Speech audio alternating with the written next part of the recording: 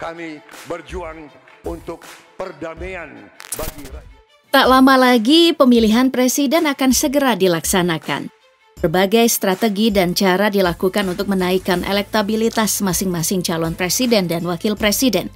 Elektabilitas yang berhasil diraih pasangan Prabowo Gibran menembus angka 45,79%. Disusul urutan kedua, pasangan nomor urut 1 Anies Muhaimin di angka 25,47%. Lalu ada Ganjar Mahfud yang berada pada elektabilitas terendah, yakni pada angka 22,96%. Ramai juga pemberitaan mengenai Prabowo Subianto sebagai calon presiden terkaya di antara pasangan lainnya. Bagaimana tidak, pasalnya dalam laporan harta kekayaan penyelenggara negara, Prabowo Subianto tercatat memiliki kekayaan sebesar 2 triliun rupiah. Lalu, bagaimana dengan orang-orang yang berada di barisan belakangnya? Apakah punya nilai kekayaan yang setara atau bahkan ada yang melampaui sang calon presiden?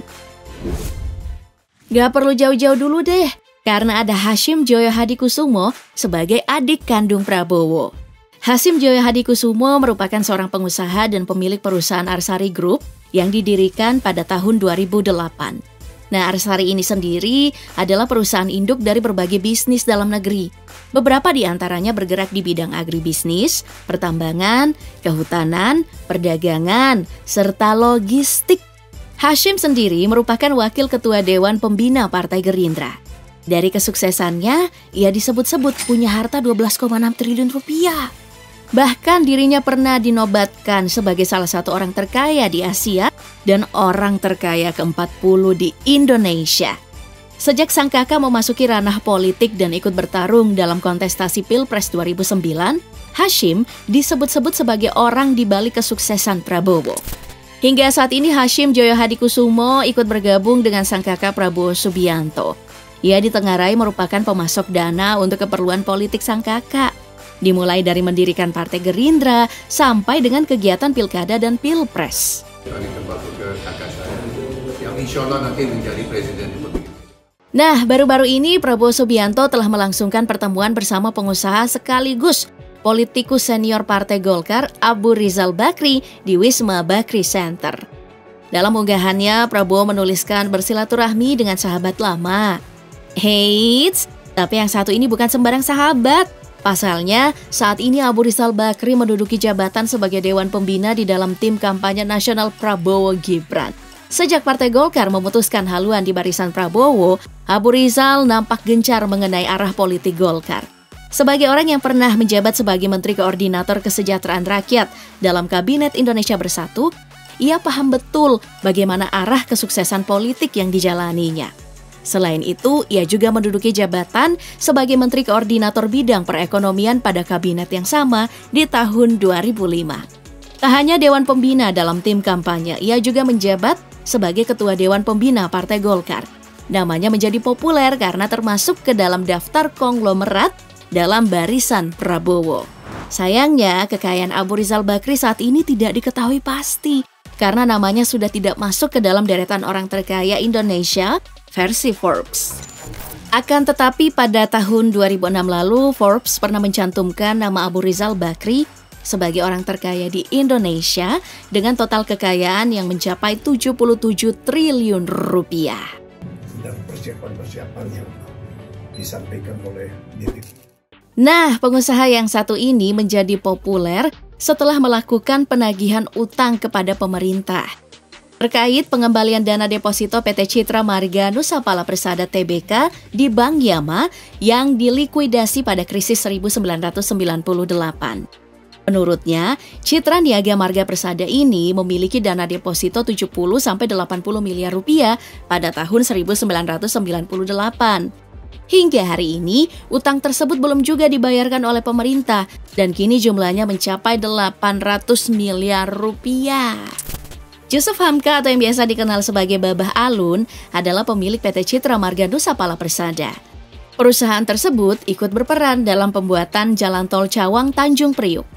Yusuf Hamka juga memegang peranan jabatan penting di beberapa perusahaan terkenal, seperti menjadi Komisaris Utama PT Mandara Permai, Komisaris PT Indosiar Visual Mandiri, dan masih banyak perusahaan ternama lainnya. Dengan begitu, kekayaan Jusuf Hamka ditaksir mencapai 15 triliun rupiah. Babah Alun kerap dijuluki sebagai juragan tol berada di barisan Prabowo Gibran. Hal ini dibuktikan saat Jusuf Hamka mengungkapkan kepada publik perihal dukungannya untuk Prabowo pada awal Juli 2023 kemarin. Menurutnya, Prabowo adalah sosok yang sudah tak diragukan lagi kiprahnya pada bidang pemerintahan. Tak hanya pernah berkecimpung dalam kementerian, Prabowo juga disebut berpengalaman di bidang hukum karena cukup banyak memegang organisasi. Saya doakan beliau menjadi pemimpin selanjutnya lah kita. Pengusaha sekaligus Menteri BUMN Erick Thohir juga menyatakan dukungannya pada Prabowo Gibran. Ia mengatakan bahwa keputusannya mendukung Prabowo Gibran dipicu oleh keyakinannya bahwa calon pasangan ini akan membawa Indonesia menjadi lebih baik. Erick Thohir menjadi salah satu pengusaha terkaya yang secara terang-terangan mendambakan sosok Prabowo menjadi presiden nanti. Berdasarkan data laporan harta kekayaan penyelenggara negara yang dilaporkan kepada Komisi Pemberantasan Korupsi per 31 Maret 2022, dilaporkan jumlah kekayaan Erick Thohir mencapai 2,3 triliun rupiah. Hal ini tentu tak lepas dari kerja kerasnya di berbagai bidang usaha yang ditekuninya. Salah satu sektor bisnis yang dijalani oleh Erick adalah pertambangan dan kelapa sawit, yaitu PT Adaro Energi Tbk. Tak hanya itu, Erick memiliki saham klub sepak bola kebanggaan warga Solo yaitu Persis. Klub berjuluk Laskar Samber Nyawa ini dia miliki bersama Kaisang Pangarep, anak Joko Widodo. Di klub sepak bola ini, Erick memiliki 20% saham.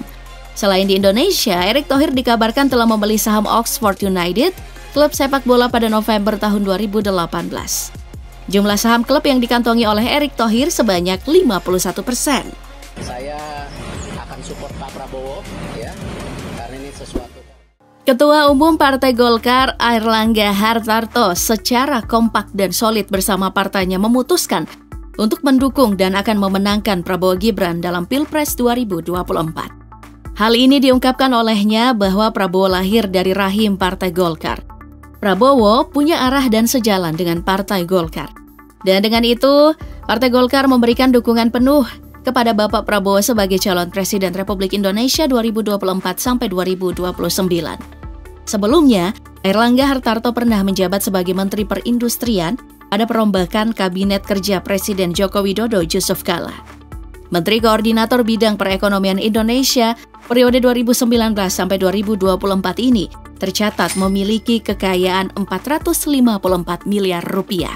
Harta kekayaan Airlangga sebagian besar berasal dari hasil bisnis di industri agraria atau pupuk. Diketahui, Airlangga adalah pemilik PT Graha Curah Niaga.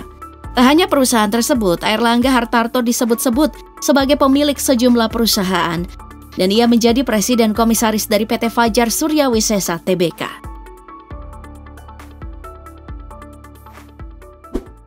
Saat ini, keponakan Luhut Binsar Panjaitan ini menjabat sebagai wakil bendahara dalam tim kampanye nasional Prabowo Gibran. Selain itu, ia menjabat sebagai Ketua Umum Asosiasi Finansial Teknologi atau AFTEK yang menaungi bisnis pinjaman online. Di samping itu, ia juga merupakan salah satu direktur dari TBS Energi dan mendirikan perusahaan kendaraan listrik Elektrum yang bekerja sama dengan Gojek. Saat menginjak usia 31 tahun, Pandu menjadi Direktur PT Toba Bara Sejahtera Tbk atau Toba. Berkait posisi strategis tersebut, ia mendapatkan penghargaan Asian Society Young Leaders Awards, sebuah penghargaan untuk pemimpin muda di bawah usia 40 tahun oleh Asia Society. Saat ini perusahaannya memiliki kapitalisasi pasar sebesar 2,85 triliun rupiah. Pandu merupakan salah satu pengusaha batu bara di Indonesia dan seorang professional investor. Alumni Magister Stanford Graduate School of Business ini berhasil terpilih sebagai Ketua Umum dalam pemilihan Ketua Umum Asosiasi Pertambangan Batu Bara Indonesia periode 2018 sampai 2021.